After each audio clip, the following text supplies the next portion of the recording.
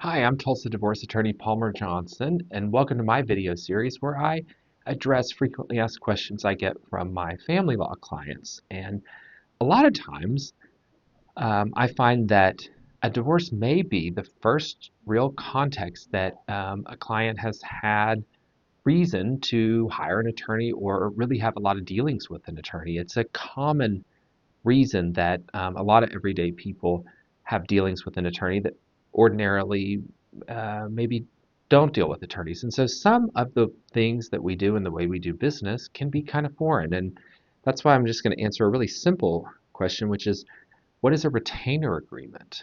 And and how does that work when you go to get a divorce? Well, um, and I'm speaking in generalities here, but most law firms, and myself included, are going to ask a client at the time that they engage the attorney um, to pay a retainer. And this is money that is unearned that goes into a trust account.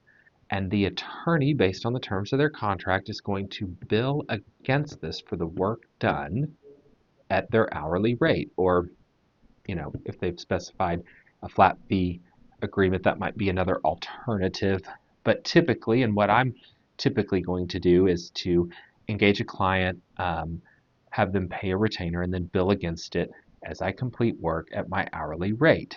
And um, depending on how frequently you bill, you complete the work, you invoice the client, and then that money in retainer gets deducted from the work earned.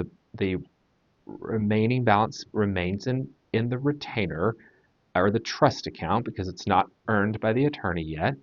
Um, and so that, in a nutshell, is what a retainer agreement is. It's your money until it's earned by an invoice by the attorney.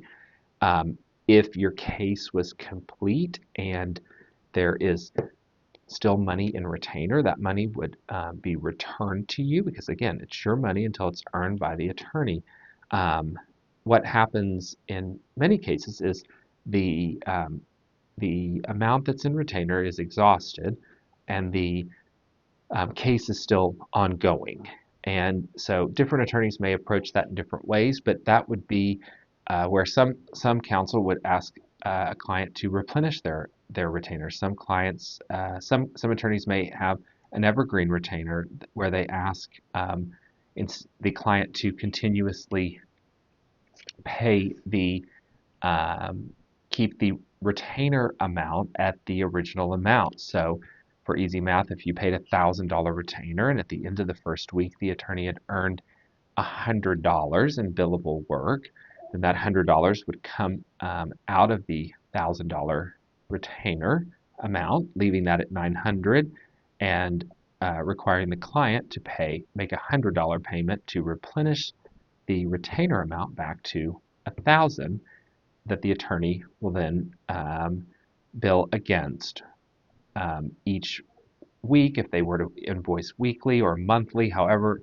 frequently the attorney does. So I guess the key points are a retainer is your money. It is billed against by the attorney as they complete work at their hourly rate. And depending on the terms of your specific attorney-client contract, um, will determine exactly how often that needs to be replenished, or if you can simply go to once you pay the initial retainer, it's exhausted. Some attorneys would be happy to work for you just on a month-to-month basis as long as you're maintaining your contractual obligations to pay the bill. So that is just a little overview of how an attorney-client contract and a retainer agreement works.